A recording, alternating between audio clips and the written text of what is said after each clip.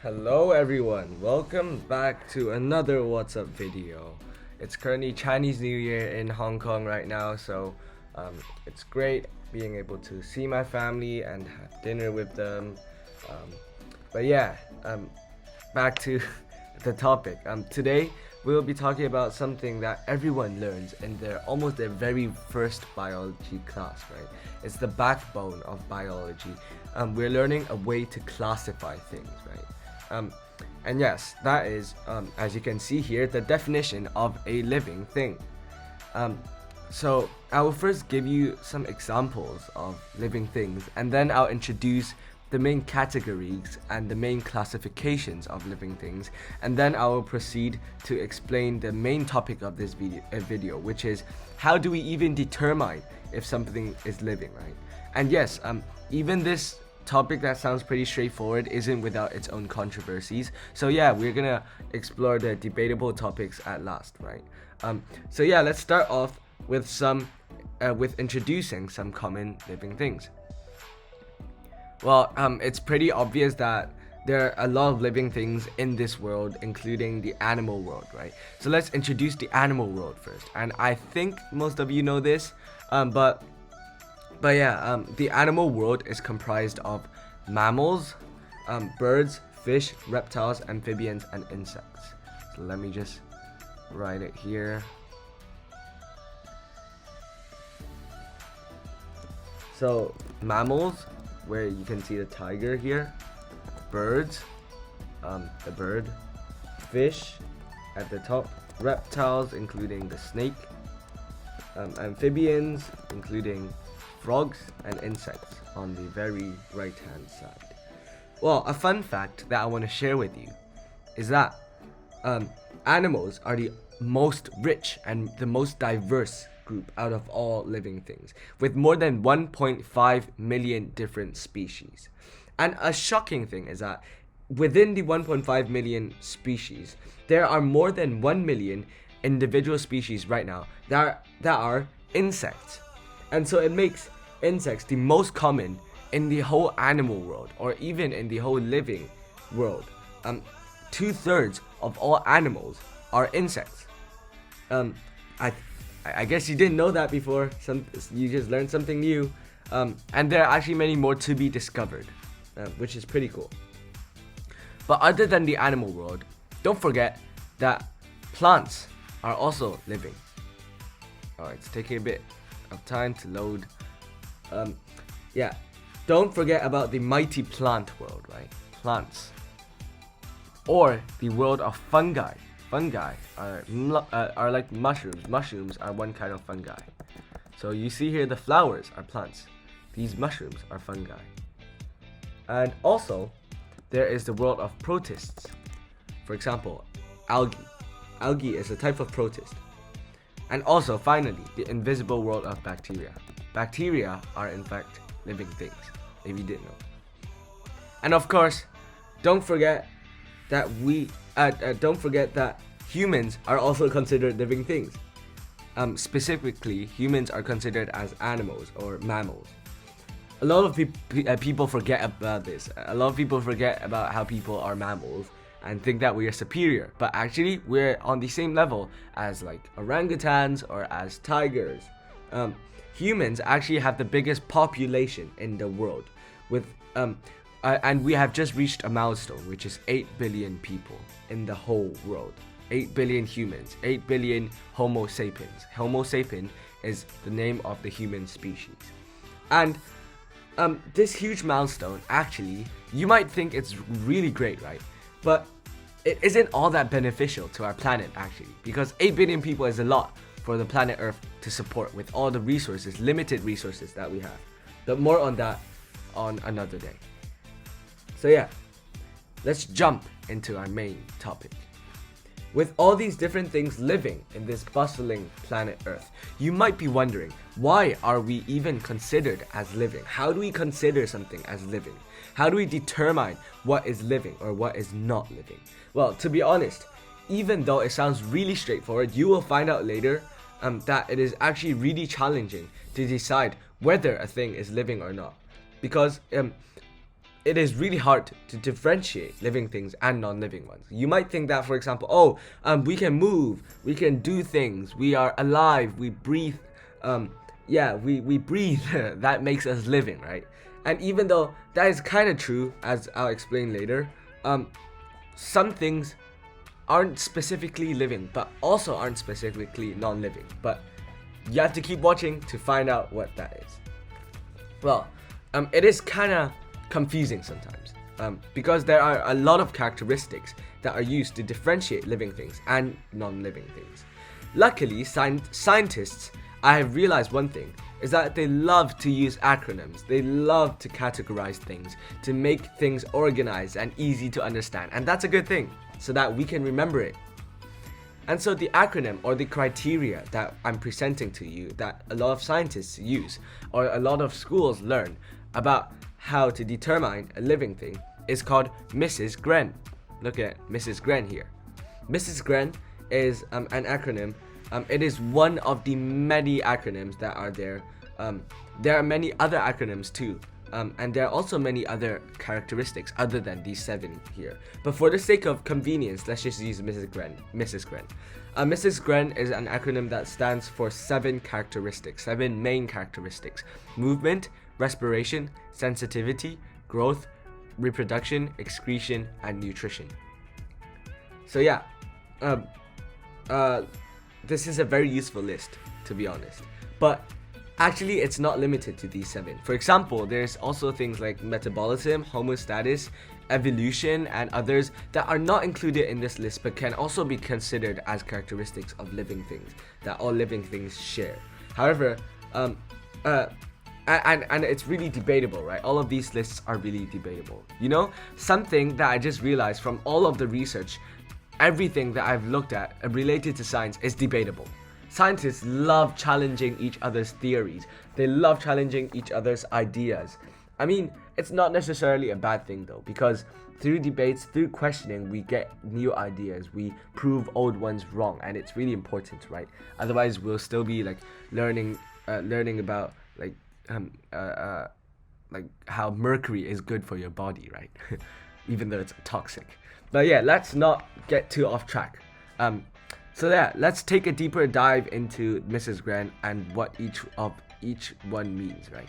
To start off, let's talk about a very straightforward, very simple characteristic: movement. Movement is how things move and change direction. Everything that is alive moves, right? Birds fly, humans walk, insects crawl, fish swim. That's a lot of verbs. But you might ask, how about plants? Plants are considered alive, right? I think you know that plants are alive. But do they move? Well, I might surprise you by telling you that actually plants move. Plants move towards the sun.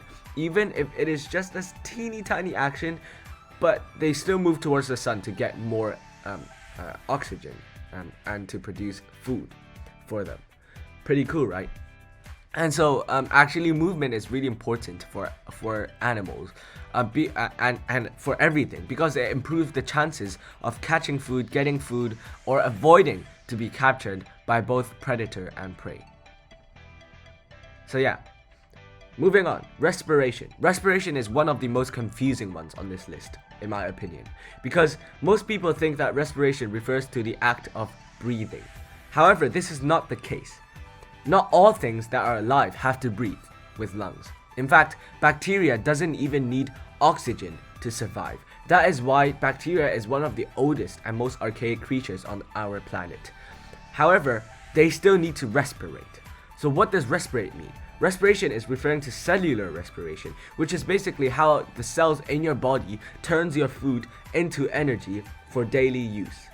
Have you ever wondered why you need to eat? How eating will give you energy? How that you feel like more energized after having a meal? Well, it is because of respiration. The carbs that you eat are turned into energy, or ATP, and some other byproducts that I show here, in order to create energy for you to move.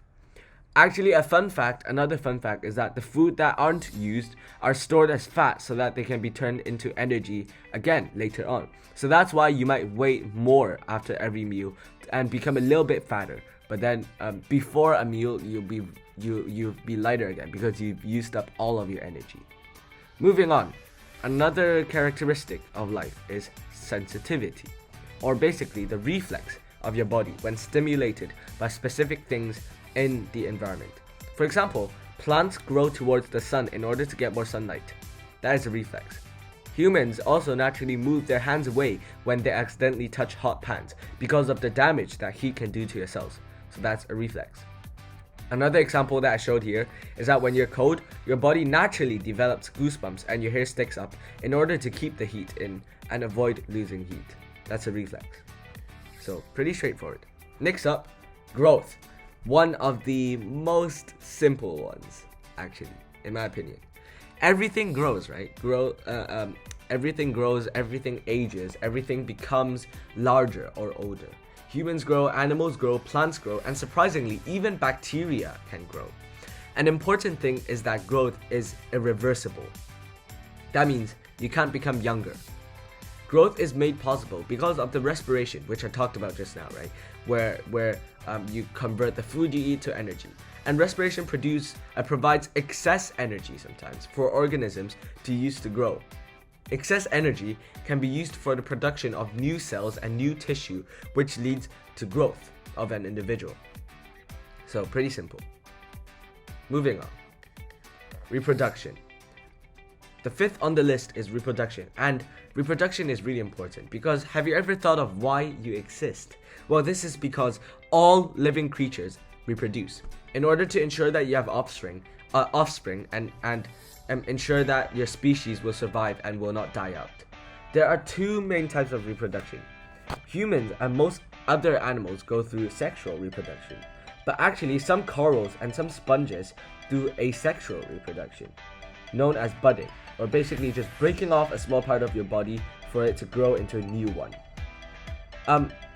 Bacteria also goes through asexual reproduction, but in a different way. Bacteria uses cell division, which is basically when bacteria splits itself apart to become two. Plants differ from each species. Some go through sexual reproduction, like pollination, but some others go through asexual reproduction, like seed dispersal, which is spreading the seeds through other vehicles like wind or animals. So yeah. Next one. Excretion. Well, excretion is incredibly important, actually. When I say excretion, many people will think of the subject that most people know as poo. However, excretion isn't just poo. Excretion is actually any waste that your body wants to get rid of, like your urine. And yes, surprisingly, even sweating is excretion, counts as excretion. So pretty cool, eh? Last but not least, the final one on the whole list of characteristics is nutrition. Nutrition comes in the form of drinking and eating. Energy and nutrients are essential for growth, survival, and reproduction. It is worth noting that many animals get nutrients from other animals by eating them. Just like how humans eat, like for example pork, beef, chicken, fish, all of these. Nutrients are really important to get your body running, and there are many different types of nutrients. Even losing one of them is unaffordable for your body. That's why you have to eat your veggies, and all like most types of veggies, not just one. Finally, we're done with our list. Yay! I hope you have gained a deeper understanding into how to determine a living thing. But wait, don't go yet. We're not done. As I mentioned, all of science isn't complete without a full-blown debate. Today's great debate is about viruses. Viruses, the tiny creatures that are destroying our lives right now with COVID. However, are they actually creatures? Can I call them creatures? Are they living or are they not living? Well, I can't give you an answer here. Scientists have been disagreeing and arguing for ages about this question, but unsurprisingly, there aren't any answers to it. Now, let me try to explain this whole argument to you, even though I can't give you an answer, because I'm not qualified enough, and even the top scientists can't get an answer. Let's try to look at the current information we have about this. Let's pull up the Mrs. Gren checklist and see if viruses have any of these. Now, let's start. Do viruses have movement? Well, I have to say I'll give it a question mark. Viruses have movement, yes or no? Viruses can move. When it is inside a host body, like your body, when it's infected you, it can move like any other humans. However, they can't move on their own without a body. So I'll give it a question mark here. Do viruses have respiration? Do they conduct cellular respiration? No, obviously no. Viruses do not conduct cellular respiration. In fact, as I've mentioned in my virology videos before, viruses don't even have cells. So yeah, moving on. Sensitivity. Do viruses be sensitive to the environment? Do viruses respond to their environment? I'll say no. Viruses are kind of oblivious to their environment. So yeah, let's put a cross next to the sensitivity. Next up, growth. Do viruses grow? Will they grow bigger? Actually, no. Viruses stay the same size throughout their whole lives. So I'll put a cross here. Reproduction. Do viruses reproduce? Well, here I have to put a question mark, because viruses can reproduce. That's how they infect you. However, they only reproduce inside the host body. They use your cells to reproduce. So that's why viruses, that's how they infect you. They use your cells, they hijack your cells and create more viruses by your cells. So I'll put a question mark here. They can't reproduce on their own. Next up, excretion. Do viruses produce excretion? I'll say no. Viruses are too basic to be able to excrete. So I'll put a cross here. And finally, nutrition. Can viruses get nutrients? Well, I have to put a question mark here, because viruses actually gets their nutrients from the host body. So basically they don't get any nutrients without a host body. But when they infect people, they get nutrients to survive. So that's why I'll put a question mark. So in conclusion, there are 3 question marks, 1, 2, 3, and 4 crosses here. Now, does that mean viruses are living or not? Well, even though many people are inclined to say, well, there's not even a tick here, so viruses aren't living because there are no ticks. However, with the question marks, there's a probability that it could be a tick. We can't rule out the possibility of a virus being living. So, well, I guess we're stuck here. That's the annoying part, because science is all about deduction, all about methods and data, no guessing at all. So that's why, with all of these question marks, scientists are still scratching their heads, unable to determine if they're alive or dead, unable to get the data to prove one of these question marks right or wrong. But we know that they can infect organisms, but we know that they are unalive, but they're also not dead. So they drift around like they're dead, but they can infect organisms like bacteria. They can infect bacteria which are alive. It's a bit like zombies, right? Zombies drift around, they're not dead, not alive, and they're really scary, right? Except viruses, in my opinion, are scarier, because they've as we've seen in this pandemic, as we've seen before, they have killed many people, like for example the Black Death before. To conclude, scientists still cannot get a good conclusion to this debate, and we will leave it here too. I hope after watching this video, you've learned a lot more about the different types of living creatures and how to determine it through Mrs. Gren. And finally, I hope you have got to get your daily dose of controversy in terms of virus. So let me just put Mrs. Gren here as a reminder. I hope that you've got your daily dose of debate and that you have something to ponder and think about over and over again today.